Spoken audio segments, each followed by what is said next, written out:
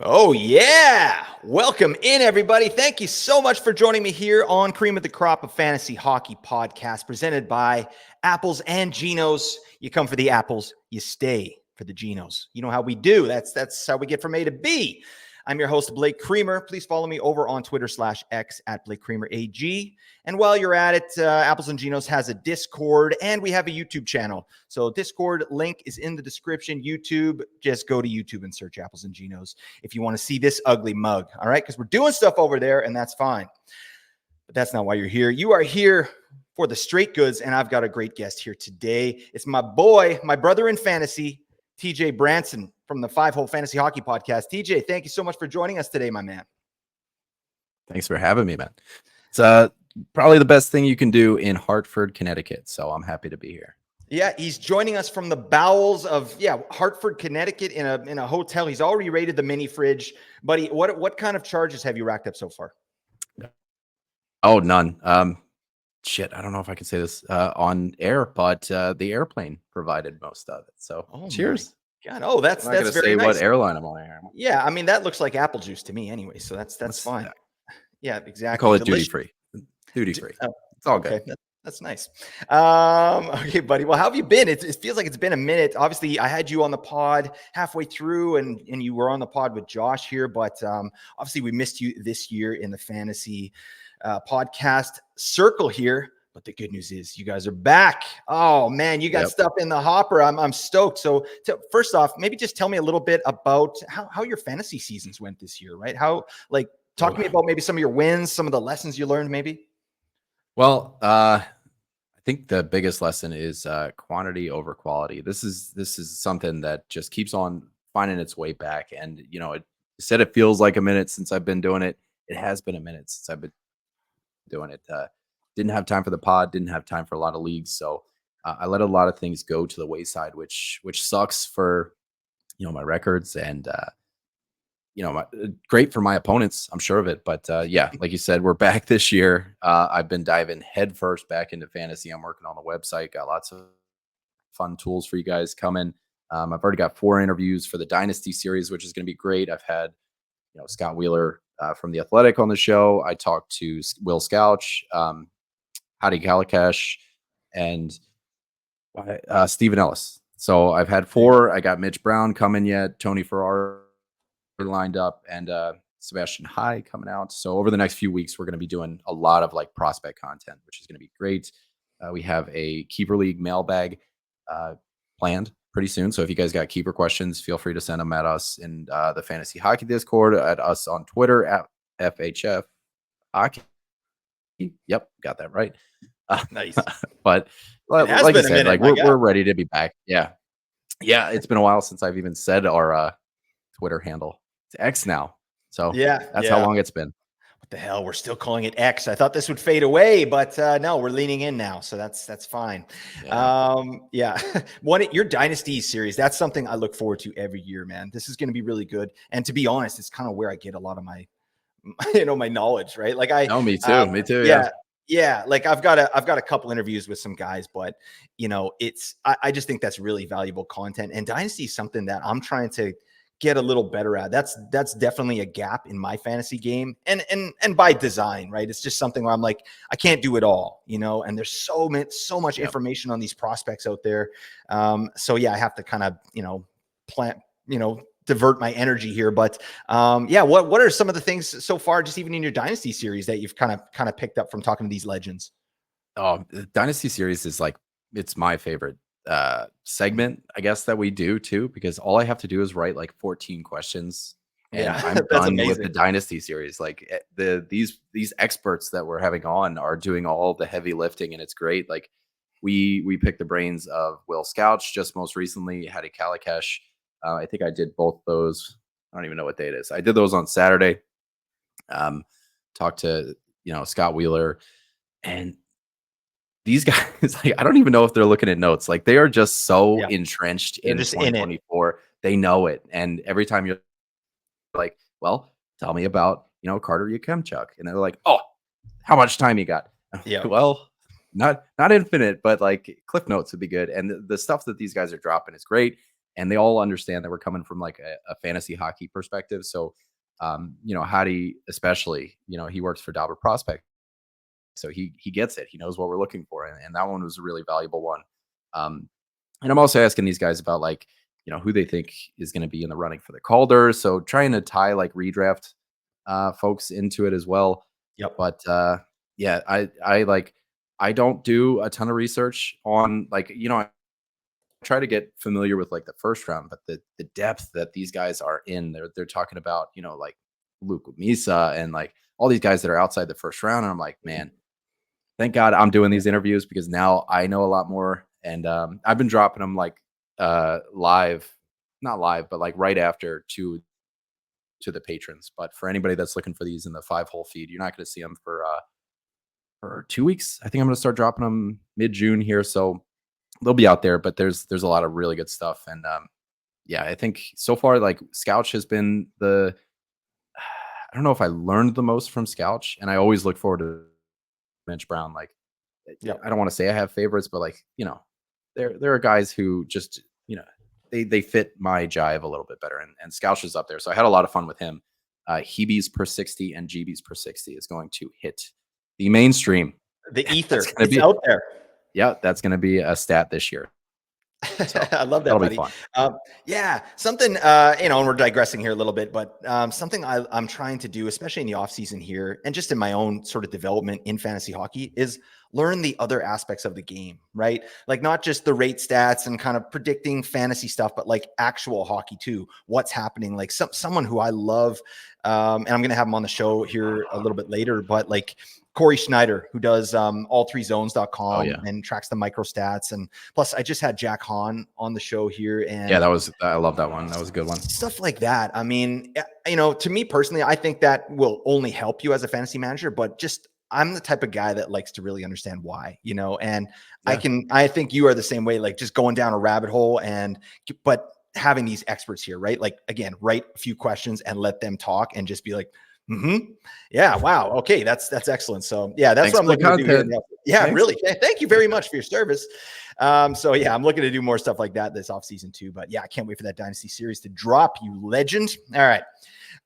We got to get to business here, TJ. What are we doing? Actually, even before we do that, we have stuff to do, folks, but give me your quick thoughts on the playoffs so far. What do you think about the finals? Oh God, it's been good. This every time I get a chance to talk about it, this has been like one of my favorite playoffs in a long time. Like there's, I don't want to talk shit or throw shade at, Montreal, but like Montreal versus Tampa Bay a few years ago, like that was in bubble hockey. Like that didn't feel right like a playoff, or it didn't feel like a Stanley Cup. Like there's underdog, and then there was like, okay, like, can we just call it now? Like Tampa was definitely going to take that one, but the last 2 years, like even going back to Colorado, like, man, like we have just been so lucky these past few years because it is just powerhouse versus powerhouse. And that's what we've gotten, every step of the way through these playoffs. Like every series that New York played was good.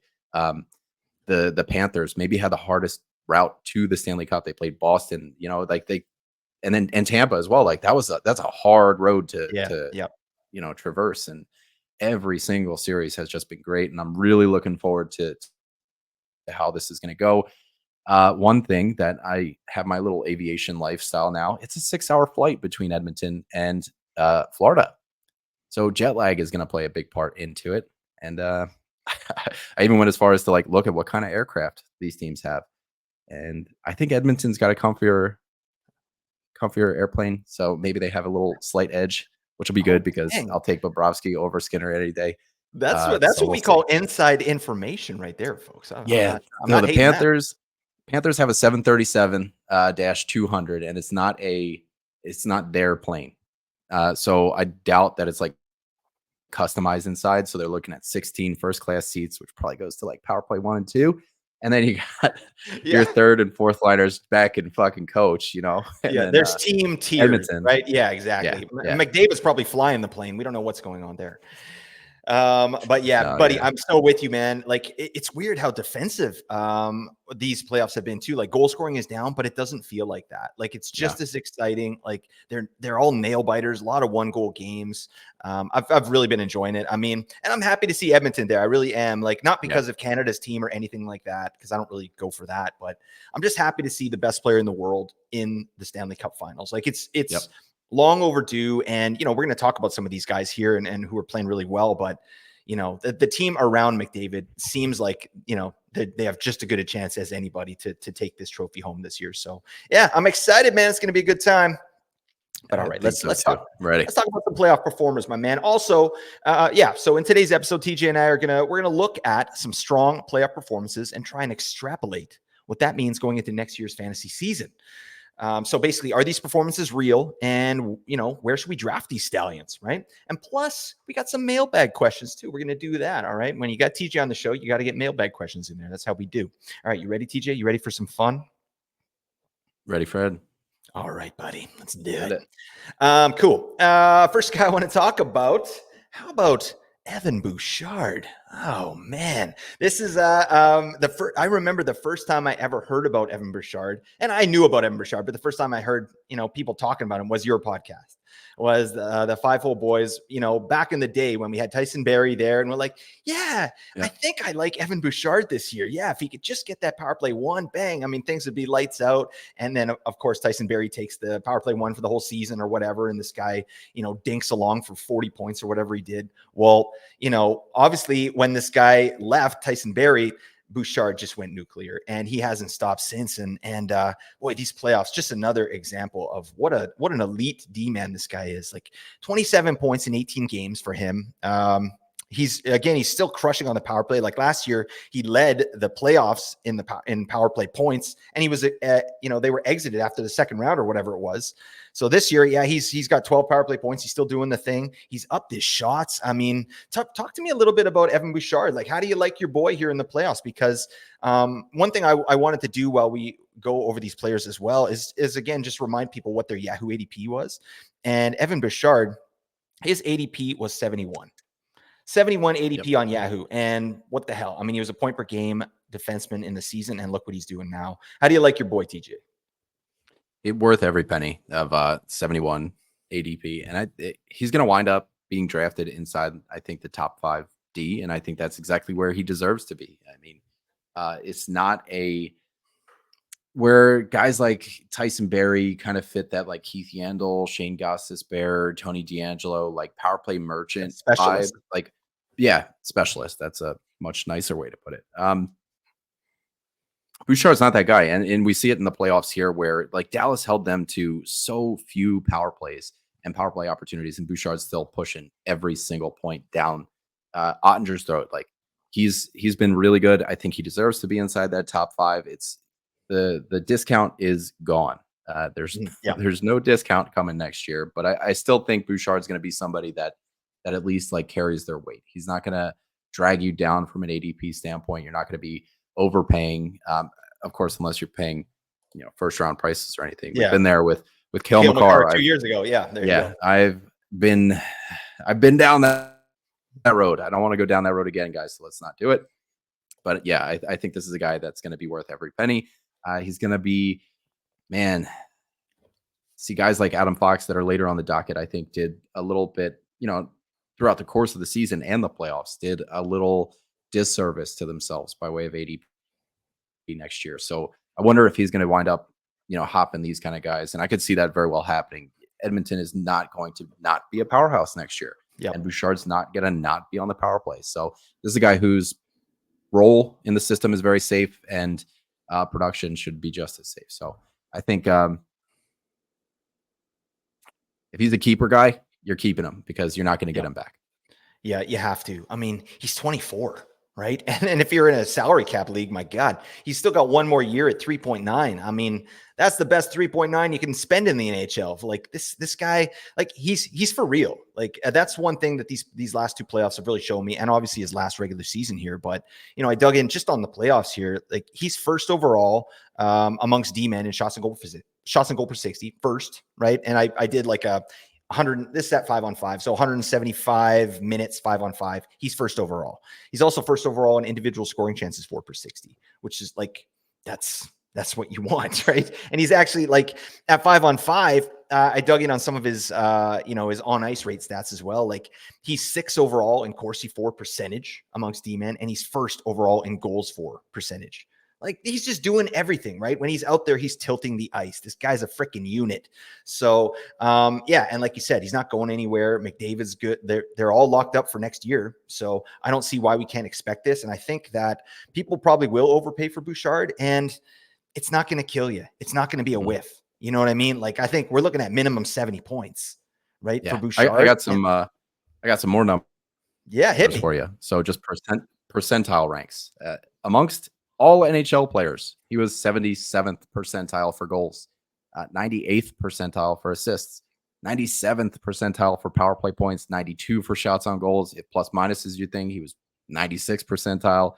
PIMs and hits, he's under, well, he's floating around 50%, but blocks, he's at 80%.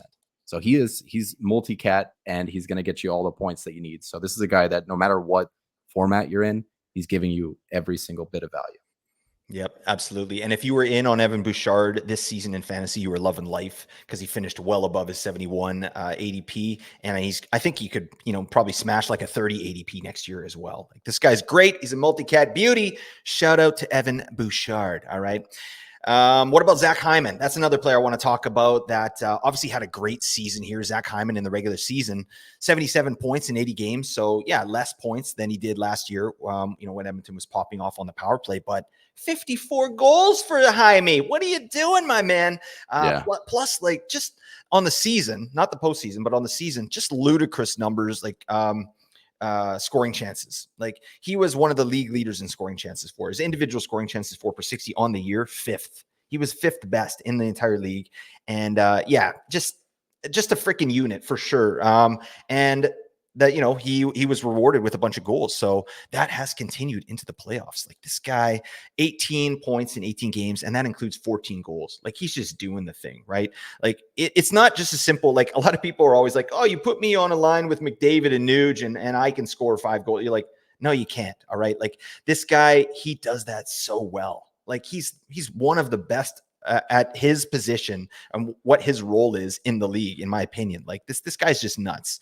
So talk to me about Zach Hyman, because his ADP going into the year last year was 46. Yeah, 46. So I mean, what do you think? Does he kind of sneak into the third round, like mid third round, maybe higher if someone's feeling real froggy? Like where do you see Hyman going next year? And what do you think that he can sort of repeat this kind of 50 goal performance?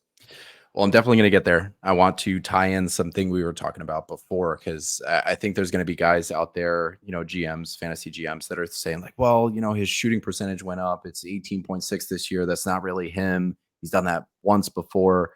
And right now, I'm looking at Edmonton and Florida, right? Hyman and Reinhart. That is going to be the two players who are in front of the net. So and something you were talking about earlier is like understanding the game, not just looking at these stat sheets. And like, if you watch the game, these guys who are net front guys are going to have higher shooting percentages. They're going to have higher expected goals percentages, higher scoring chances, because they're right there. They're literally always one touch away from scoring a goal. So all of those numbers are going to be inflated, and they're going to stay there, especially for I know Reinhart might not be a Florida Panther next year, depending on where he signs. I hope he's a Panther. That's a fun fit. But when we're talking about Hyman, he's there. He's going to be there. He's going to be the net front guy. So these kinds of percentages that, seem inflated to somebody who just looks at the stats and just looks for trends and red flags and stuff like that. But when you understand the game and the role of a net front player, you can kind of overlook or justify these inflated stats, especially when, you understand the reasoning behind it. 3rd round pick next year.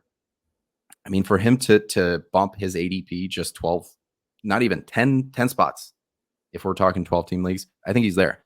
I think it's somebody that can be inside the 3rd round. Obviously the name of the game is always to try and get somebody as late as you can, but 51st percentile in hits, 99th percentile in goals, 69th in 70th in assists, 91% power play. Shots on goal are close to 99 percentile. PIMs are up there too. Blocks are decent for a forward. There's value every step of the way with Zach Hyman. Age 31, don't care. This is a guy who just parks in front of the net. He's not going to be, skating around a bunch. So I am all in on Zach Hyman. I love that we get to watch a Hyman versus Reinhart kind of. Yeah. What would you call that? Too, like man. a subplot of the Stanley Cup. Sure. Yeah. Head to head. And I like that comparison. I think they are a tiny little bit different. Like Hyman's literally in front of the net. I think Reinhart does his damage kind of from the bumper spot, but he's right in there with Hyman too. Like, these guys are elite at what they do. And I watched Reinhart does have more of a cycle to him. Yeah. I just think that, like he's Hyman, from now until whenever, whenever he stops playing with the Oilers, he's going to be a highly efficient shooter. There's no question there. Do I think 18.6% this year? Maybe that drops a little bit, but instead of getting 54 goals, maybe he gets 45 goals. That's still going to be massively valuable for you. Like, I also think that he has a lot more in the tank in terms of his assists. Like, he only had 23 assists this year, right? So I think it'll probably balance out. We're looking at a point per game player with Hyman and with the chance for more. Like, look who he's playing with. Like, like you said, he parks in front of the net and he's really good at that, but he's also getting insane high danger passes from two of the most elite players that have played the game. So yeah, I'm a big fan of Hyman. And actually, I got you here, and I know you've been talking to keepers. Like, what do you like? Are you keeping Hyman on a team? Like, I've got a buddy who plays, and he's got a bunch of good players, and he's got guys like Forsberg and Hyman and Barkov, and he's like, if you had to choose of those three, actually, I'll put you on the spot here. Those three, Forsberg, Hyman, and Barkov in a category league. What are you doing? Category league. What are you doing there? I'll probably do Barkov just for stability, then Hyman, then Forsberg. I don't trust Nashville or anybody on there to repeat what they did. Yeah. To the same extent, at least. I love those kind of questions, man, because we don't know. We're just like, but I like that. I'm kind of in the wheelhouse. I'm a little higher on Forsberg, actually. I think Forsberg could keep some value here this season based on what he was able to do last season. But I mean, if we're just talking team environment, like Hyman's your number one with a bullet. You know what I mean? To kind of divert a little bit, like on Forsberg here, what was it? 2-3 years ago, they had never had a 40-goal scorer. And now, Duchesne did it the same year that they both broke that record. And now he's doing it again. So maybe this is just a mentality shift for Nashville. Maybe I'm not giving him enough credit, but with guys like Barkov, there's a rapport there. There's the resume. He's got a portfolio of being valuable every single year. So I think, something that I preach a lot with like first round guys, you look back at like Tage Thompson, Tim Stützle, Jack Hughes, these guys who were like first and second round picks who I like to put on like a probationary period. So I'm kind of there with Forsberg. You want those sturdy guys. You want guys like Barkov and Hyman who kind of have that baked into them. And this is not to say that Forsberg isn't sturdy. It's just I see so much volatility in Nashville as a whole. I remember like 10 years ago, they had the worst power play for like 5 years straight. And then they brought somebody in, I think from like Windsor or something, and he was supposed to fix the power play and it didn't happen. Like, I don't know. There's just so many storylines in Nashville that could be wild. And with Hyman, I hope, because Chris Kreider is kind of that same net front guy where he had his 52 goal year at a 20.2 shooting percentage. And then it dropped down to 15. He still saw 36 goals. So I hope something like that doesn't happen with Hyman. But it's in the back of my head. I'm thinking about it. But just team makeup. You gotta always err on the side of Connor McDavid. So I think I'm there with Hyman. I'm going to stick with my Barkov, Hyman, Forsberg. I like it. And those three players, I like that comparison too, or just those three players, because I think they're all close. Like, that's a tough decision to me. Those three players in a keeper league, like, you could argue for every one of them, can't you? But I do like, Hyman's situation. There's no bones about it. This guy's on the best power play I've ever seen in my life, and he's playing with the best player that's ever played. So that's my 2 cents on that. Shout out to Zach Hyman. All right. Let's move on. Oh man, we're getting long in the tooth, but Jimmy cracked corn and I don't care. All right. We got to talk about Vinny Tro, friend of the show here at Apples and Ginos, Vincent Trocheck. This guy had an amazing playoffs, and I was here for it, man. Oh my God. 20 points in 16 games for Trocheck. And one thing that I really, really liked what I saw from Trocheck this season, but especially in the playoffs, is the deployment. Oh my God. Like, and it's a simple stat, but this guy, he played 21 minutes, 21 and a half minutes average time on ice during the season, where he had an excellent, I'm just looking at his stats here. What did he have? 77 points. That's a career high for Trocheck this year, 21 and a half minutes average time on ice. You know what? And then Peter Laviolette's like, no, I need more Tro on the ice. He played him for 23 minutes and 8 seconds average time on ice in 16 games in the playoffs. So, I love to see that. And that's what really gives a lot of value to some of these playoff performers to me, is like, when the season's on the line, who are you going with? Right. And Peter Laviolette is like, get Vincent Trocheck the hell out there. Like, I love this guy. He's first power play, playing with Panarin and Lafreniere. And it was a great season. Like, he had a great season on the power play in the regular season. He's, over 70% power play share. Obviously, he's a Cats monster. Like, talk to me a little bit about Vincent Trocheck and where you think he might be drafted, because I know, again, like, against all odds, this guy is always, just ridiculous value. He was, I didn't pull up his ADP, but he was over 100 minimum there. 146. Yeah, 146. So, and he finished a hell of a lot higher than that. Where do you think he goes next year? Way higher than that. I'll tell you that much. This is going to be a guy that you're probably starting to think about, like the turn of probably round 6. He's probably going to be somebody that starts to flirt with that kind of area. He's going to be the meat of your draft. You got the head, the gut, and then the feet, the legs of your draft, and he's going to be right there in the gut. What I really like about this is that he's finally starting to get back to that top power play. Like, I remember him back in Florida, which was like where we all got starry-eyed and really fell in love with Trocheck. And then he went to Carolina and kind of got Rod Brind'Amour. Yep. But now he's back there. He's back on the top line. And you're like, all right, maybe it's not the top line. I'm looking at it here. Panarin, Trocheck, Lafreniere, they consistently got more time on ice than Kreider, Zibanejad, and Chytil. So he's getting top line time. He's getting top power play time. That's something that I doubt Laviolette's going to want to change going into next year, considering how much success they've had with it this year. It's 82 games, a lot can change. But I think overall he's going to be somebody that gets right back in that 70% or 70-point area.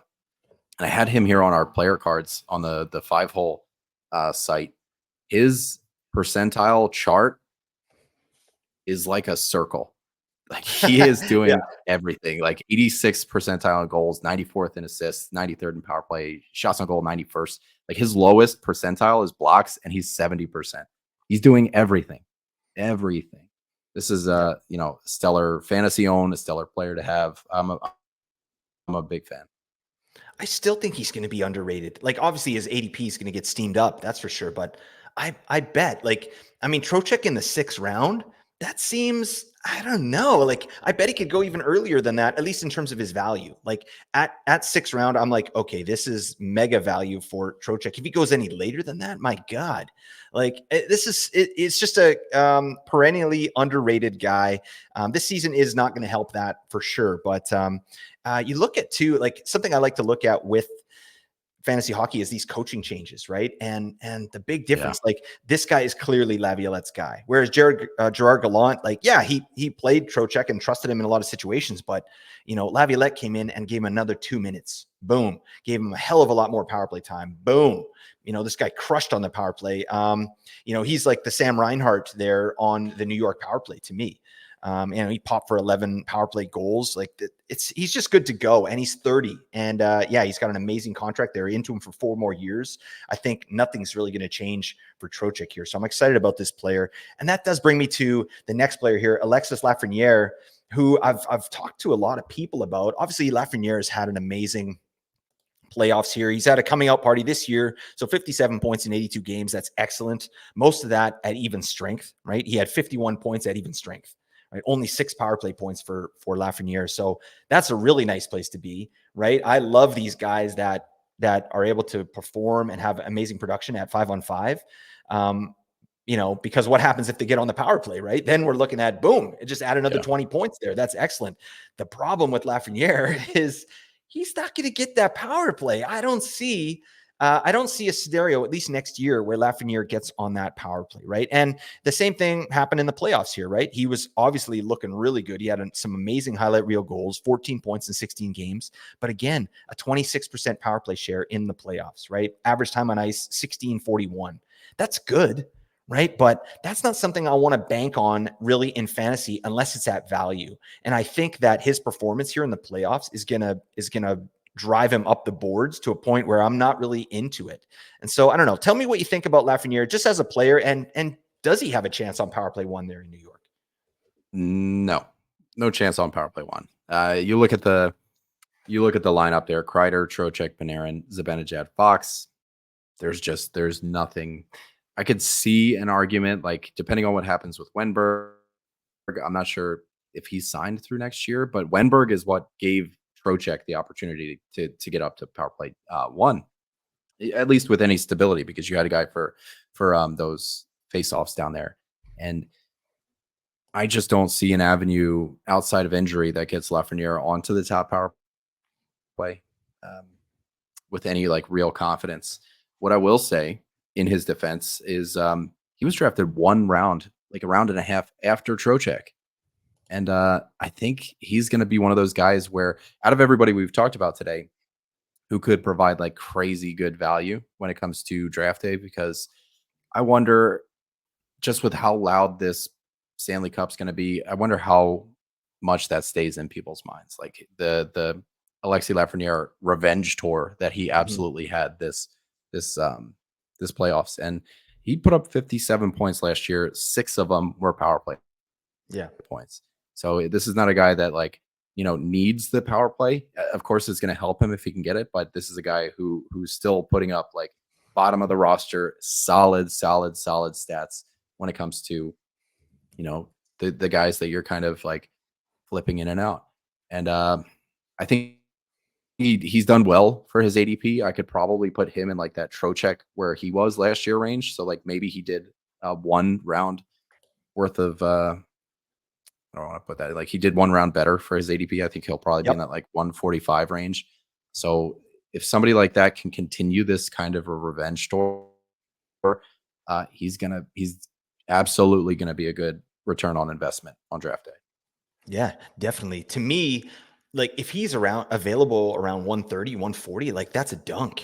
I think that's major value. My worry is that he goes like in and around 100 or earlier because of what's happened here in these playoffs. Like, obviously we got to wait and see what the ADPs are, but this guy in every circle that like I see on Twitter and, just fantasy people that I'm talking to, that like everyone's just singing this man's praises, and rightfully so. But in terms of fantasy, I'm not like, I don't see how he might be able to recreate the season. Maybe we're looking at 60-point Lafreniere, but like he was also attached to Panarin all season, and Panarin was ridiculous. And so I think if we're saying that Lafreniere is going to have another season similar to this one here, we have to say that Panarin's going to have another season that he just had. And that to me was one of the big surprises of fantasy this year, is Panarin's ability to start shooting. Goals.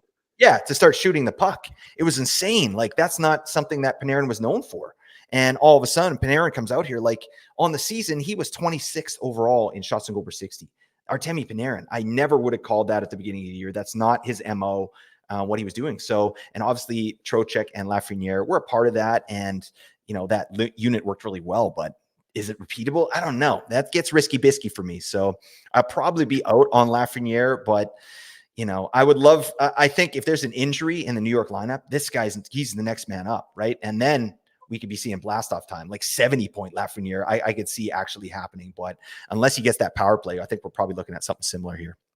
Well, some of the guys drafted in and around 100 last year were guys like Bo Horvat, Drake Batherson, even Sam Reinhart, who had put up 67 points the year before. So I think I would probably take the over on 100, even 110 as the ADP. I'm still seeing guys like Drew Doughty, like tried and true power play one guys. Like this is where people start kind of filling the blanks of their roster. Travis Konechny, who probably didn't do too much for his draft stock, so he'll probably wind up in the same spot. Ricard Raquel, Jacob Chikrin, all kind of in and around this spot. So I see him. For me, I'm throwing a dart, and it's hopefully landing somewhere around 140-ish for Yeah. Lafreniere next year. I hope so, because that would definitely be someone I'm interested in, because he's a beefer too. He does that. He's great in category leagues as well. So great job to him. Really nice season there. Oh my God, what's happening in your area there, man? Jeez. We got some felonies being committed here. Yeah, downtown. All right, that's nice. I think somebody crashed a plane, like when we landed our plane. Somebody had like a solo plane, like a little Cessna, crash that close to the airport. Yeah, it was weird. That's wacky stuff, man. Yeah, I work as my main job. I work with the ambulance service here in BC, and I was a paramedic, and then I moved up to the dispatch center, so taking the calls and dispatching the ambulances. And yeah, one of the craziest things we did was, it was a plane crash right on an intersection, about 100 meters from the airport. Yeah, and we were watching the news, and it was like the beginning of Lost. Like the fuselage was like all open, and like people were, I mean, no one died, so that's the happy ending of the story. But dear God, I don't know why I'm digressing there, but yeah, it sounds. Maybe I just got triggered my PTSD. All right, let's move on. We're getting long in the tooth, TG. I'm sorry about this, because I want to get these mailbag questions, but this is a good combo. Let's kind of go change gears here. I want to talk about Wyatt Johnston. This is a guy, obviously, we've talked about on a few pods already, so I don't want to get too into the weeds on Wyatt Johnston, but obviously his performance here in the playoffs has been an eye-opener. This is a player that's gone from, just out of the radar, or maybe on some people's radar, smart people's radar. But now we can't deny that this guy is going to be a factor in fantasy next season. And, I don't even know what his ADP was, but it was probably, it was up around 160. 170. Yeah. So it's not going to be 170 next year, right? And this is a player that I think is definitely going to get drafted over Lafreniere, right? I think, we're probably looking at 100 maybe, or does he go earlier? Like, it's insane. Like, one of the main things that happened with Wyatt Johnston, first off, I mean, great season for him. In the playoffs here, 16 points in 19 games, including 10 goals. But on the regular season, excellent as well. 65 points in 82 games. That's great. And he's been able to, like, something Wyatt Johnston did during the regular season and continued right on into the playoffs, individual scoring chances for. He's gets chances at an elite rate. Like, on the season, he was 28th overall in individual scoring chances for per 60. And then, when I dug in on his playoff performance at 5-on-5, he's first overall in individual scoring chances for per 60. That's great. This guy's 21. It's insane. Not to mention, he had a massive increase in ice time, which is a great sign moving forward for this player. Like, he had, on the regular season, it was like 17 minutes and change. And then in the playoffs, he's playing well over 20 minutes average time on ice. I mean, with Rupe Hintz out, he was up on the top line. What are your expectations for Wyatt Johnston here, TJ? Like, this is a guy that we're going to have to probably answer a ton of questions on. And I mean, what's realistic for this player, and where does the value start? This is what I'm worried about. First of all, there's red flags that, once I kind of dig into it, I'm going to ease your anxieties about these red flags. The IPP stands out like crazy, 87% almost. But when you start to look at, like, first primary assists to secondary assists and his own goal generation, and then, like you said, the scoring chance generation, his primary assists at 5-on-5, like, almost quadruple his secondary assists, and he's scoring goals, creating chances on his own. So when you see a high IPP that's kind of paired with all of these primary points, that's one indicator that this is a guy who bottlenecks the offense, who creates the offense on his own. So these higher IPPs are going to follow players like that around. And that's one way that you can use, like, secondary assists to primary assists that kind of, like, justify your IPP. One thing that I do worry about with this kid is, number one, that he's going to get overdrafted, that he's going to be one of the louder playoff performances that wind up in people's minds on draft day. And second, the book's out on this kid. How are teams going to respond to this? Like, he's not just going to be like an afterthought going into, like, game prep anymore. This is going to be a guy that teams are looking out for, who's going to get higher quality of competition when it comes to it. So I wonder if we're going to see something like that. Like, this is third year, but it's kind of his coming out party. 21 goals the year prior at 5-on-5. Yep. And now he's, 22 goals at 5-on-5. This is a guy whose trajectory seems pretty stable, but he's gotten that power play time. He's gotten that extra time on ice. So do teams kind of start to key in on him? And that's one thing that worries me, especially, like I could see him winding up in double digit ADP. And I wonder if that might burn some folks. Yeah. There's part of me that worries about it, Yeah. I feel like he's kind of priced himself out in terms of, for me, next year. And that sucks because this is a player that, we were high on here So much at fun. A&G. So much fun. Yeah. Well, that's the thing too. Like, I was listening to the PDO cast with Dmitry Filipovich the other day, and they were talking about Wyatt Johnston again, as we all should, because this kid's pretty awesome. But like, they were just singing this man's praises. Like, one thing that he does so well, first off, is his poise. And second off is his ability to, he just goes for it. He just makes decisions and does it. He's not tentative, right? Like, so, and does that stick throughout his career? I don't know. But like, for instance, when he's coming off the wall, he just makes a move and goes for it, right? Like, there's no tentativeness in his game right now. He's playing in rhythm. He's playing confident. So there's lots to love about this player. And at that age of 21, like, that's kind of similar to a player like Jack Hughes, right? Like, they have some similar tendencies, right? So I am high on the player moving forward. Like, obviously in Dynasty, this is a guy you really want. Oh, Like, yeah. that's, this guy, I think has superstar makings, right? Like, he might have the ability in his career to get to 100 points. Like, that's what we're looking at with this player. But in terms of his value next season, it's going to be tough. And also, like, this season, he was playing kind of in the middle six in Dallas there. So yeah, his quality of competition, not as high, right? So I think the consensus is that, oh, that sounds good. I think the consensus is It's trying so hard to quietly make it drink. No, that's fine. He's going to get up to the top line there. Pavelski's maybe going to retire. And now he's playing against the other team's best shutdown line.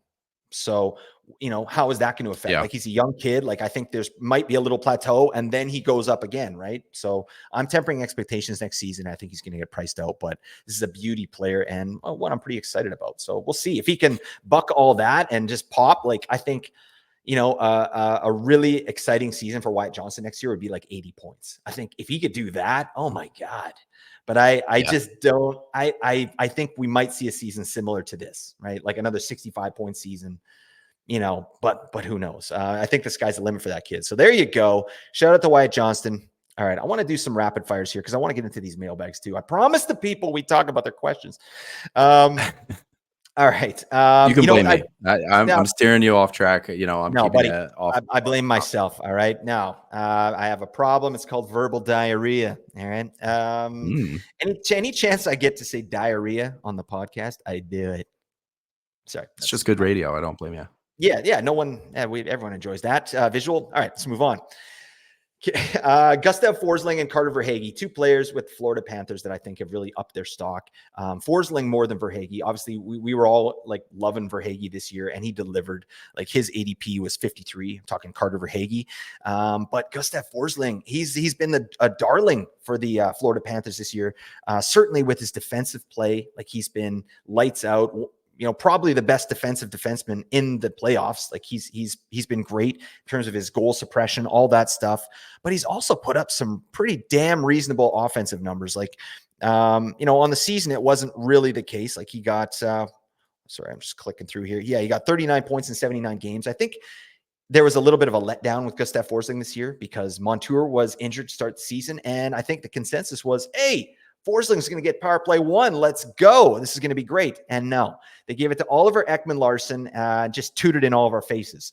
But that's fine. But in these playoffs here, Forsling has really upped his game, 11 points in 17 games. So that's a little bit unexpected, but he's doing it all for this team, playing big minutes. And that's all without, basically a minute of power play time. So talk to me about those two players, Gustav Forsling and Carter Verhaeghe, on what you think is going to happen with them next season. Gustav Forsling, for reference, was drafted at like 133 last season. And I think that was high because we thought he would get power play. Yeah. They have so many options at power play, which is just going to make it that much stickier trying to draft any of these guys. Ekblad always feels like the answer, but they have year over year just been deciding against that. So I'm not even sure what to make of it going into next year. We got to see what Montour winds up signing for Forsling just got his contract. So contract year, does that are you in the Yeah. honeymoon now? Do you just kind of take it easy? I do think he's going to be one of the guys that did improve on their ADP. This is going to be a guy who's going sooner than he did last year, because I think what we saw this year might be the floor in terms of what kind of a season we can get from Forsling. But there's always the opportunity for more. And if Montour winds up signing somewhere else, then okay, that's just one less guy that's going to be taking power play time away from you. So that's going to be something to follow. Another contract. It's so weird to be like, Forsling's performance could depend on somebody else's contract, but it is going to be at least one less guy in the depth chart for him. So I'm looking at that. He's a guy I would love as like my 2 or my 3D. I just made a trade for him, a big one in a dynasty league. I think I got Nylander and Forsling for what did I give up? Arvidsson and Dahlin. It was hard to get rid of Dahlin, but Wow. I'm happy with it. Not so bad. William Nylander? My God. Yeah, Willie. Dear God, that's a very So nice trade. I'll take it. Yeah. I'll take it. But it's a cap league. They both got to get paid next year. So I'm going to have to chew on that one. We'll see. Verhage, I think we're just going to keep on getting what he's been doing. Like, is he up on the top power play? Is he on the second? Depends on what they do forward. I like what they have going right now. This is a team where they have it figured out. And they always make like deadline acquisitions like Tarasenko. We'll see what happens there. But their top power play, where it's Montour, Kachuk, Barkov, Reinhart, Verhage, that is set in stone for me. And even if it's not Verhage, maybe it's Bennett. But that top power play for Verhage is going to keep him right where he is in terms of ADP, and that's where he should be, especially if he keeps that deployment. Yep, absolutely. Fun fact about Verhage, at all strengths in these playoffs, he's first overall in individual scoring chances for per 60. First. I mean, it's a great place to be. His ADP is, like I said, 53rd, and I mean, I could see him being drafted around that again this year. Maybe that's even value to me. If he's at 53 again, I think Verhage should probably go higher than that, or he's going to produce value that's higher than 53. And then Forsling, I don't know. I agree with you. I think depending on what happens with Montour, depending on what happens with Reinhart, then we'll understand Forsling's role on the team. But I think he's kind of steamed himself up a little bit with his performance here. So I like that. All right. You know what? We have some performers that are not doing so well, but I want to do a rapid fire here with you, TJ. So I'll give you the name and I'll give you the point total, and you tell me where you think they should be drafted next season. All right. Does that sound good? Let's go. Yeah. All right. Okay. So first, playoff performer, not so hot. We got to talk about Elias Pettersson. He had 6 points in 13 games, and the crowd was on him here in Vancouver. He was very tentative for sure. There's no question there. And he was a really high draft pick in last season. I'm trying to think where he was. I think he was in 26. The 30s. Yeah, 26. Okay, so that hurt a little bit because he only got what did he get? 89 points in 82 games. Pretty nice, but you expect a little bit more from that draft position. Where do you see Pettersson being drafted next year? This might be a blessing in disguise going into next year. He kind of, I know you're a Canucks fan. He kind of let off the gas February. It was a hard end of the year for him. Really tough. So I think he could be somebody that falls in drafts, and that's going to wind up being a good thing because Pettersson 2 years ago was a 100-point guy. And this is not somebody that I see as being outside of that range or just somebody that forgot how to play hockey or something. You could see it in the exit interviews. Like he was messed up inside his own head. Like the noise of Vancouver kind of got to him. And, that noise is going to be there next year, but maybe he's better prepared for it. So this is a guy I could see, getting right back into that 90 to 100 range. And with a year like this, with a playoff performance like this, it's only going to do better for us on draft day. So Pettersson is going to be somebody I'm kind of like hoping falls to the 3rd round, maybe even the 4th. I doubt it, but if he's there, he's going to be top of my draft board. Yep. I'm absolutely in there with you. I think this guy's going to be major value. And the Canucks, what they're going to do this offseason too, there's a big push to get him a winger to play with, right? And, I don't think Elias Lindholm's going to sign here. So, they're going to be looking at, shoring up this guy's line mates here, because he did amazing on the power play this year, but it was at even strength where he really wasn't cooking very well. So I think we're going to see a better performance from Elias Pettersson. Book it. All right, let's move on. Next player I want to talk about, Darnell Nurse. Obviously a guy that, we're somewhat interested in, or definitely interested in category leagues, but I mean, this guy's stock has fallen off a cliff. He's been the whipping boy there in Edmonton, and they still made the finals, right? So he's kind of come out of that a little bit. I think, if they win the Stanley Cup, we're not talking about that at all. But I mean, his goal differential has been ridiculous at 5-on-5. He's been minimized in the playoffs. Like, this is a guy that averaged just under 22 minutes time on ice during the regular season, and now he's down at 20 minutes in the playoffs, like the most important time of the year. He's supposed to be like, a defensive defenseman. He's a $9 million man. What do you think we should expect from Darnell Nurse next season? And is this a player, would you take a run at Darnell Nurse? Like, let's say, maybe for your last defenseman in a points league? Like, this guy was drafted 113 in Yahoo. Yeah, I think points league, probably not. If there's even like remote value for hits and blocks, then I could see an argument for it, because we know what we're buying when we take somebody like Darnell Nurse. Like, you got Bouchard there, right? Like, there's no shot at power play 1 for you, none. So this is not a guy that we're going to be leaning on for any of that. Like, the hits and blocks are always going to be there, and in all fairness, like, this is a guy. You got Stuart Skinner as your goalie, and you're on the ice for a third of the game. Your goal differential is not going to be great. Like, that's just what's going to happen. So, and to be fair, like when Nurse was getting all this flack, Stuart Skinner was Dallas's MVP. Like, Stuart Skinner was not playing great those first 3 games. He got swapped for Calvin Pickard. Okay. So, like, how much of this can we actually put on Nurse? Yes, he's the guy that let the puck get to Skinner, but also that goal differential is not going to be all on him. Mm-hmm. I'm not drafting him whatsoever for points. So what did you say? 113? That's insane. Yeah, that was this. I mean, it's weird with that salary too. Yes. It's like, you just, obviously the expectations, and that's kind of what Pettersson was dealing with too. It's like, yeah, you're making $11 million now, or Nurse, you're making 9.5 or whatever. Like, there is an expectation that you're gonna help the team, not hinder the team, right? And Nurse at times in the playoffs here is potentially hindered. I mean, it's not all on him. There's no question there. Like, Oilers had some problems here throughout the playoffs. It's still crazy to me that they're in the finals. Like, obviously they're a great team, but I mean, are they? Like, damn. I mean, they have just the most amazing top 6. And obviously with McDavid playing at full capacity, Bouchard doing his thing, and Skinner giving them some saves. Like, yeah, they're there, but it seems like they did a roundabout way to get there, doesn't it? Yeah. There were, like, Dallas was such a better team for the first half of the series. They were dominating, just dominating. And it did blow my mind that Edmonton wound up there.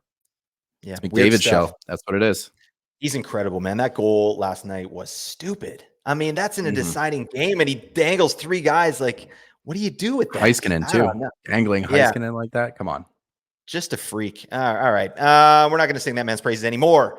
All right. You know what? Forget about these other 2 guys. I got to get into the mailbags. We got to do it. All right. Sorry, man. I'm dragging you out here. No, it's good. I love this conversation, man. In fact, we could probably go for another hour and a bit.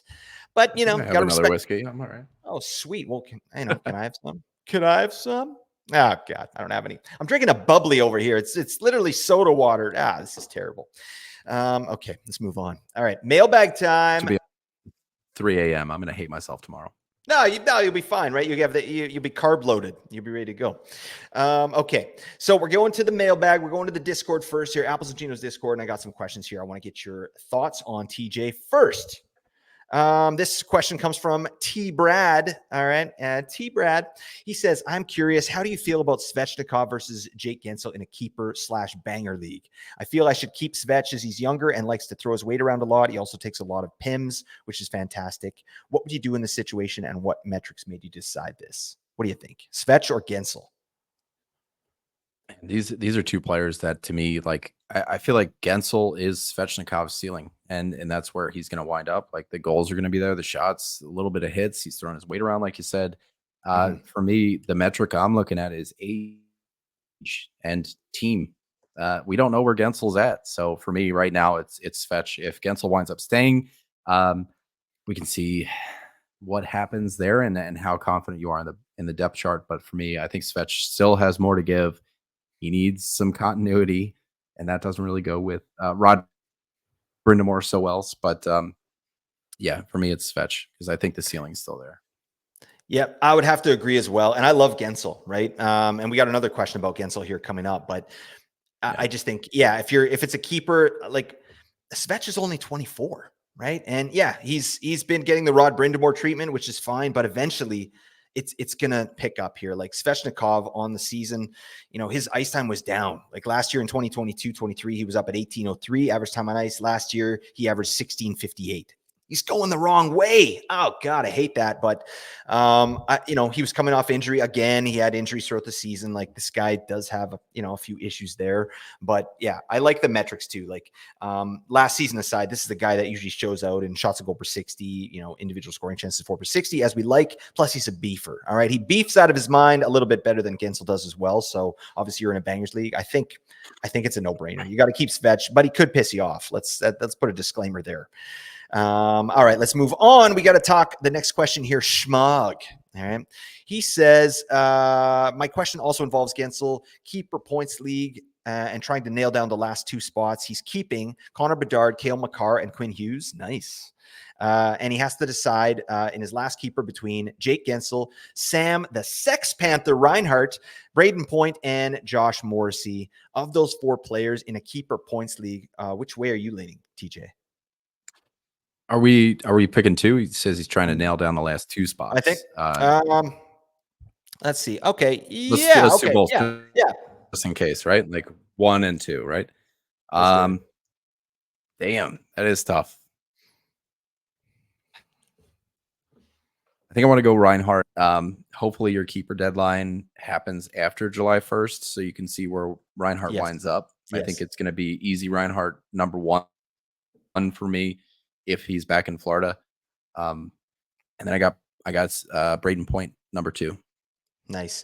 Yeah. I like the idea of Josh Morrissey, but you got Hughes, you got Makar, so I think you're done with high power D. Yeah.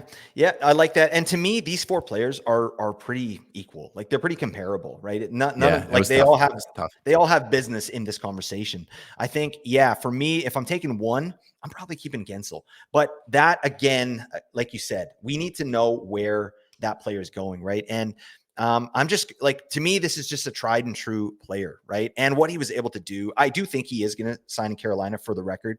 I think that's something that they're not going to let slide, right? They got to keep this guy here. But I mean, shot and chance generation off the hook. I mean, Jake Gensel on the year, 6th overall in individual scoring chances, 4 per 60, and he does that, right? He's just a player that does that, and I love seeing him succeed in Carolina as well, because I think narrative on Gensel is like, oh, he was good because he played with Crosby. Like, yeah, he was good because he played with Crosby and those guys, but he's also just good in his own right. And he showed that when he went over to Carolina. So that's a player I feel pretty confident in. And then Sam Reinhart would be the next one I would go there. But again, hopefully they find a way to sign him in Florida. I think I've been reading some stuff that they're not going to pay him more than they pay Barkov or Tkachuk, right? That's so fair. Reinhart has to know that fair. Going in. So I think it's just up to him. They're going to give him, I'm sure, the term that he wants, but like, you're not getting over Barkov or a Tkachuk. So if you want to play on this team, you got to, probably looking at like 8 or 9. I mean, still good in Florida and no state tax. So yeah, absolutely. So I would probably go those 2, because I do think Reinhart is going to sign in Florida as well. But yeah, Braden Point and Morrissey, both amazing players. Like if your defense is good in this team that you've mentioned here, like Makar and Quinn Hughes, you probably don't need to hold on to Morrissey. That makes sense, right? And then Braden Point, he's basically like maybe a more stable version of Gensel, in my opinion. Like, like he's more stable. Like, I've seen, I think it was even Nino Niederreiter who put up like 25 in 17 games, and then the next year in Carolina didn't do anything. So I'm like, looking at these numbers, what Gensel did in Carolina, I'm like, I can't buy that on an 82 game pace. I know he's going to be good, but I also, for me, like, I'm conservative when it comes to this stuff. I need a guy who has a resume, you know, and that's Point's smart. Got that for me. Yeah, and he's attached to Kucherov, which is like one of the best power play players out there, right? So Point's good to go. That's a tough one, right? It's funny. I always talk about safety when I'm talking about drafting and holding players, and then I'm like, give me Gensel and Reinhart. Yeah, that's what I want to go. But it's so shiny. Yeah, so shiny. I love it. But I actually do feel good about those two players, and I do think they're both going to sign with their respective teams. So there you go. Let's move on to the next question here. This is an interesting one, actually. How do you, Joey, Kirill Bill Volume 2, that's his name. He says, how do you feel Great about name. a 0D draft strategy in a points league? He plays in Cupful. Seems to me that with hits, blocks, shots being worth a fraction of goals and assists, loading up on high octane wingers and centers for the first 4 to 5 rounds might be the move. Then I could draft perif heavy D in the mid-late rounds along with a goalie and then some beefers like Trocheck or Bennett. I don't know. What do you think about this? Because I know I've talked with Raj about this before, and he's all about like fading D, like out of his mind, which he makes a compelling point. So where are you at with defense in your draft?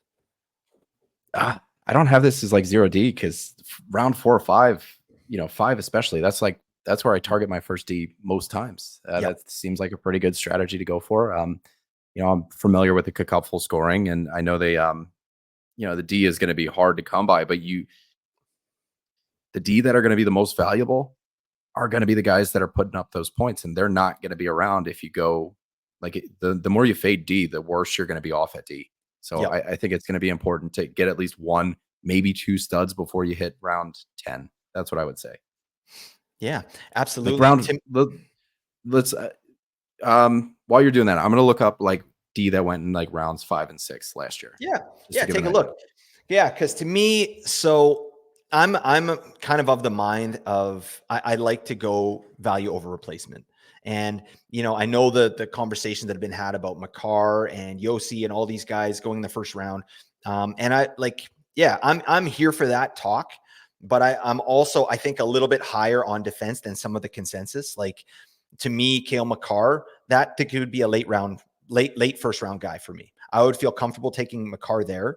Yossi, I would feel comfortable in early second, mid second, I would feel comfortable there. Bouchard, I would feel comfortable in the second round, in the third round, obviously.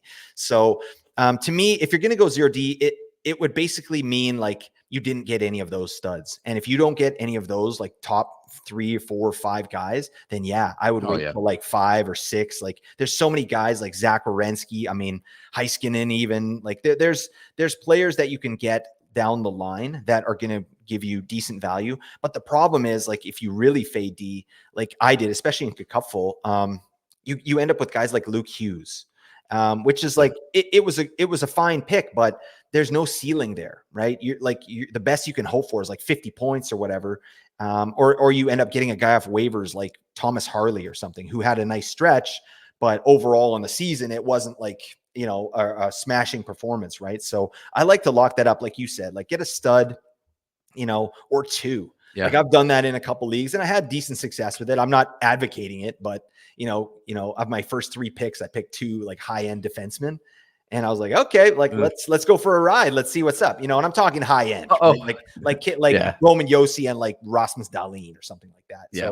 So you got 2 guys like that who are good to go. But I am really big on value over replacement with defensemen, especially because I think, we can find those forwards on the waiver wire.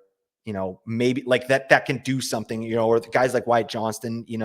That you can that can give you that value. But it's only so many Brock Fabers every year, Yeah, that's another one. Like I picked up Brock Faber in like 3 leagues, but that's not a league winner. That's just a good rock solid floor, that you're getting, right? But I think with forwards and with goalies, you can pick up players that can really make a difference on your team, whereas defense, it's not as big of a difference. I don't know. That's my thoughts on that. What did you have? Yeah, you're looking something up there. Yeah, the guys that went kind of in that 5th round range. And I think before I get into this, it's something that I wanted to get out there. Like when you're talking about value over replacement, a lot of the times I kind of keep that, and this is just me, but I also, that's a cousin to tiering, right? So you have to understand like what is the value of the next tier and like what are you trying to replace, right? So my biggest thing in 2022 when Cale Makar was going fucking 5 overall, I was like, no, dude. Adam Fox is right there in round 2 and 3. Roman Yossi is right there in round 2 and 3. And you're sacrificing 6 points over maybe 7 points over a year. Stop it. Stop it. You guys are talking about value over replacement, and the replacement's right there, 2 rounds cheaper. Yeah. But that's one thing that you have to consider. These guys that are going in round 5 and 6 last year, Victor Hedman was out there. But of course, remember at draft time, we thought Sergachev was power play 1. So that's not the same kind of value that you're going to be able to get going into next year. Guys like Josh Morrissey, where if you're kind of on the up and up, you can still get a power play 1 guy, Miro Heiskanen, in round 6. Let's see, Brent Burns. Like that's who you're going to be looking at for your number 1D. If you take a strat like that, that's one way to go, and I'm totally for it. I like to leave round 10 with at least 2 defensemen, at the very least. Yeah. I'm into it. I'm with you. I might even like a little bit more than that, but I think, it's just semantics at this point. Yeah. You gotta there's so much value in rounds 5, 6, 7, 8. Like again, guys like Werenski, guys like John Carlson, although he didn't have a great year, like they were available out there. Like the best thing about those rounds too is like it's almost like a plateau. There's so many players to pick from who are kind of the same, and you have your chance to get like 3 of them before you leave that like if you do your research, you pick the right guys, you can get a pretty decent plateau. Like 5, 6, 7, 8, you can get 4 5th-round players if you're doing your research. So for me, it's huge. There you go. Good question, my man. All right. Here's a quick one. Zudo says, what was your best team name of this past season? And he's shouting out his. His was Now You See Me, Now You Don't. All right. That's very nice. And also Teenage Mutant Ninja Hurdles. I ain't hating that either. All right, DJ, I'll kick to you here. What's the best team name you heard or what that you had last year? So we did in our listener leagues over at 5-Hole, we do themes every year. Last year it was Quentin Tarantino movies, and each tier was like, one was Once Upon a Time in Hollywood, the other one was like Kill Bill, yada yada yada. This year was Star Wars. I got a guy by the name of Tom Tron in there, and he was Obi-Tron Kenobi. I thought that was a pretty good name. It's not like player specific or anything, but I was talking to Blake before we went on the show here. I didn't really have one for this. So I'm going to pull from our episode names, which are all player puns, and my favorite one, like to this day, if you guys remember, like Redeem Verbata back in the day, Verbata Bing, Verbata Boom, that was a good one. But my favorite one is Andre Burakovsky. Turn your head and Burakovsky. That is my favorite team or episode name ever. Shout out to Andre Burakovsky. Yeah, I mean that's a nice thing to be associated with as well. I mean, men's health. Sorting as it out. As soon as you hit 40, you're going to be listening to that one. You got to get that done. All right, thank you, Andre Burakovsky. All right, my team name this year, like I always change it up. I always do something stupid. Like in my basketball fantasy, I just called myself the Golden Girls randomly, and then my picture was just a picture of the Golden Girls. So I do stuff like that. I embrace that chaos. But my team name this year was Douglas Quaid and the Kawatos. All right, Total Recall. Anybody seen this movie? It's an excellent movie. I've never even been to Mars. That's my terrible Arnold Schwarzenegger impression. Also, I saw one this year. I got to shout this man out. The team's name was Jerome Aginla's Forehead Crease. That was the name. Okay. I was like, yeah, you know what? That shit. I like that. All right. That's you're really painting a vivid picture here. And it's completely accurate. I don't know what was going on with that man's head. Are you seeing this? Have you seen this trend on social media where people are naming their cats like Microwave and like Mitsubishi, like just the most random things? I hope we do that with our fantasy. You know what? Yeah, like somebody just has Bissell Vacuum as their team name. See, I'm here for that. Yeah, just like you said, embrace the chaos. Is like, what is happening here? Yeah. So yeah, I'm into it. We'll have to noodle on that. We'll put out this pretty much the stupidest names you've ever heard. Book it. We're doing that next year. All right. A couple more questions. I'll let you go, TJ. I appreciate your time here. Let's go into this next one here. Not a Habs fan says redraft 12 team. My question is around 0G, but reverse. Oh, TJ, you might know something about this. Depending on what is available at my turn, if I target all the premium G in the first 3 to 5 rounds, I would get a massive return in trades. No. But supply creates its own demand sort of thing. So yeah, what are you in that? So I think what this guy's trying to say is, yeah, like let's say, for example, he picks up Vasi and Shesterkin, in like the first 3 rounds or 4 rounds. I mean, is that sort of the way you're reading this question? And how would you respond to this question? Ooh, I'm reading it as like, if he picks up 4 of them, he says, if I target all the premium G even in the more first 3 to 5 rounds. Yeah. I think what he's saying is like, you remember when PS5s hit the market and somebody just bought them all and then they were selling them for like $600? I think that's what he's trying to do. Okay. No, because your league mates are going to boycott you, and they're going to let you sit with 4 goalies on your roster, 2 of which are going to be sitting every single night because you have 4 goalies and 2 goalie spots. I would highly advocate against this. There's a guy we're very close with in the 5-hole Discord. His name's Heinze, and his league is insane.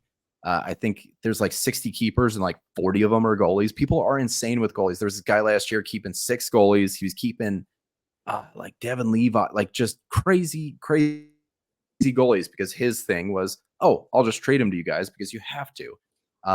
They were like, fuck you. Sorry. No, we're not doing that. Is that all right? Yeah, all right. Yeah. we're cussing, buddy. We're not doing it. Yeah. We're not trading you. Have fun with 16 goalies. Like, for me, I would just find somewhere in the middle. I don't think this is going to work out the way you think it's going to work out. Yeah, that would be insane. I don't know your league mates though. I've never seen that. Yeah, so I mean, obviously, just like TJ said, it's risky bisky, no question. Relies on you being able to make trades with your teammates, league mates, and trades are it's flimsy at best, right? You make a trade, it's kind of like, wow, how did this happen? In most of the leagues I'm in anyway, people are like, veto crazy or whatever, right? Or like TJ said, they might just be like, nah, screw you, buddy. Like, we're not doing that. Yeah. So yeah, I got one more point on this. Like if you're going, rounds 3, 4, 5, 6, maybe even, like if you're just picking straight goalies, you also have to consider the 11 other guys could have taken goalies in rounds 3, 4, 5, 6. Like if they wanted a goalie, they'd have taken a goalie. And if they start seeing you stocking up on goalies, maybe that's when they start to make their own moves and you kind of catalyze this goalie run that happens, but way before it should.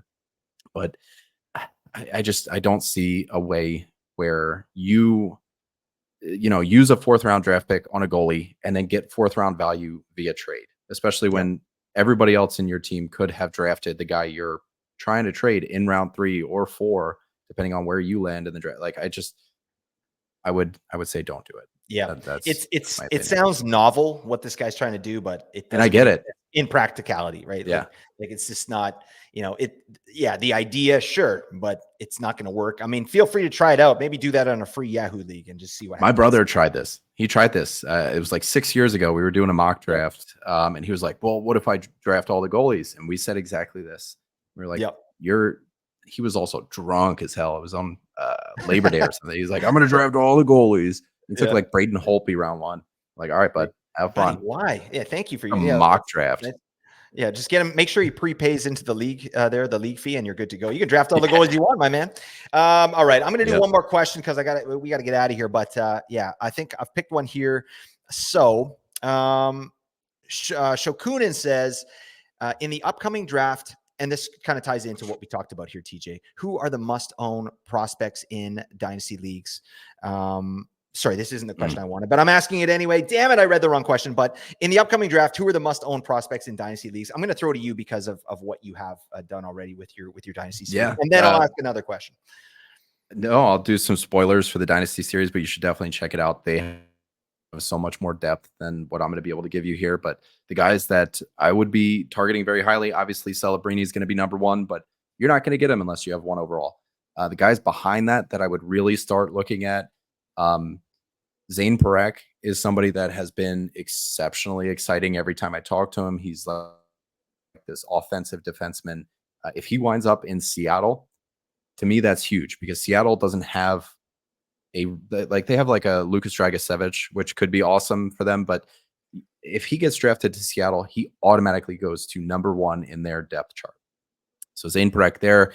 Whereas if he gets picked 1 pick before that and goes to Ottawa, he's a right-handed defenseman. So is Shabbat. So is Sanderson. So is Chikrin. Yep. That's a tough one. So watch where Zane Parekh goes. Hopefully your prospect draft happens after the draft. But another guy is Cole Iserman. This guy's all shots, all goals. He flirts with some hits. This is a guy who's going to be very exciting for us in fantasy. Carter Yakemchuk is somebody that throws around the body a lot. There's some other like gem sleepers that I'm gonna selfishly hold to the chest so that you gotta you gotta check out that dynasty series. I can't wait to hear it myself. Thanks, buddy, for that. Because the truth is, like, I haven't done a deep dive on any of these players, so I'm looking forward to doing that. That's all you need to know. Yeah, yeah, I'm excited, man. All right, last question here, TJ, and this one will tie into what we talked about. All right, forget about the last question. This is it. Okay, which playoff performance change how we view guys for redraft leagues next year? So, of all these playoff performances, good and bad, what do you think is going to change how we view certain players next year for redrafts? I try my hardest not to let playoffs get too much into it, because everybody's playing at like 200%, and everybody's playing the best there is in the league. So it's hard to gauge. You're not playing the Montreals, the Columbuses. Like, you don't get those gimme games. Um, and if there's like one overall, I don't know. Like, I'm worried about where Bobrovsky's going to go next year. I think the cat's out of the bag. We're not getting him Yep. at value next year, and that's going to be tough. Um, a lot of these guys who are doing exceptionally well are going to be louder than the ones that aren't doing well, like an Elias Pettersson. So I think somebody like Pettersson could benefit us in that way. Like, he's still going to be a 90-point guy, but he might not get drafted like a 90-point guy. Yep. So Yeah. I'm looking at that. Yeah, I don't know. What do you got? Yeah, no, I love that. Same thing. Like, we're either looking at, values or busts. And I think, yeah, like Elias Pettersson to me is probably where we're looking at the most value in terms, like, his draft stock went down because of what he was able to do or not able to do in the playoffs. So definitely there. And then I think Wyatt Johnston for me is not like he's going to be a bust, but it's just that what he's done in this playoffs has really changed where he's going to be drafted, right? And if he didn't have this performance in the playoffs, we wouldn't. He might be of much more value to us in draft season. But I really do think that he's going to get priced out. And unfortunately, I'm not going to have any stock in Wyatt Johnston, and I hate that. So, I'm crossing my fingers, once Yahoo ADPs come out and Fantrax and all that we might be able to still pick this guy up. And, even if you do reach for Wyatt Johnston, you might, there's a good chance it could hit. Like, I do think this player has that in the realm of possibilities, but I don't know. Like we talked about earlier, I like making a few safer picks, especially where I think that Johnston is going to be going, right? I could just get Sam Reinhart in there, right? Am I right, TJ? He's going to be a 3rd round pick. Oh, I know, but yeah, he's going to, his value's obliterated, but that's fine. That's what happens. Are you guys doing mock drafts over at Apples and Ginos during the off season? We ought to get because I hate Yahoo ADP. Like, there's so many auto drafts and there's so many like ghost drafters that the ADP gets thrown off. So I know, like, Keepin Carlson's doing it. We've been doing it, making an in-house ADP, and it's something like the guys that are in our discords, like our respective discords, no more than the randos that are doing Yahoo. So we got to build like an ultimate in-house ADP so that people can get an idea of what real ADPs are going to look like instead of 9 out of 12 teams being auto drafted by Yahoo. Yeah, that's so true. And we definitely are. We don't have our own ADP at this point, but that's something that we're looking at doing. But, as soon as I can, I'm going to be doing mock drafts, like, weekly, right? Just like you guys do as well. We'll have to get together for a few of those, right? Because I did a couple with Raj last year. It was really awesome, really fun. That's some of my favorite content, right? Just talking players and having the pressure on. You're like, oh God, who do I pick? And then like kind of talking through your players. So we'll definitely get together for some of those. And I love having those the really smart ADPs, but then I also love digging into Yahoo ADPs because some of it's so wild, bonkers. Every single year, you're like, how the hell? Who's responsible for this? Because I love exploiting stuff there, and giving that to the bots. Yeah, exactly, buddy. All right, but that is it. We did it. It's a beefer episode, but who the hell cares? All right, we got TJ here. All right, and he's back. He's back in the space. Raj is back in the space. Zach is back in the space. Fiveful Fantasy Hockey Podcast. You got to check that out. They're getting to biz on the regular. TJ, what do you have to say for yourself? Well, tell the people where they can find you if they don't know already. FHF Hockey is going to be the place. You can. I don't get push notifications from Twitter anymore, so I don't know what the hell that's about. Chirp me in the Discord if you guys aren't in there already.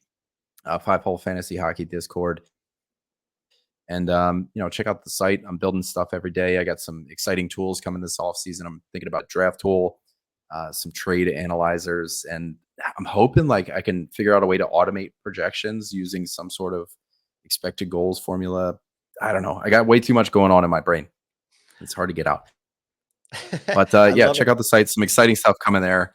And we're going to start throwing stuff to the feed probably in the next 2 weeks. So, if your ear holes are lonely, we got you covered. You bet your sweet bippy you will, buddy. I'm excited about what's coming up for you guys, and I love this time of year too. Like I just start, digging in and getting excited. And before we know it, we'll be in draft season. We'll be getting to biz. So yeah, thanks a lot for what you guys do. I'm excited, buddy. I was really happy to have you here. So thanks a lot, TJ. You're a legend. All right. Thanks for coming. Thanks for having me, man. Yeah, my man. All right. Thank you very much for listening, everybody. Really appreciate that. Nate and Josh have another episode coming out on Saturday, I think. So you got to listen to that. They're talking some dynasty stuff themselves. So you got to get your biscuits over there. But until then, celebrate your day. Bye for now.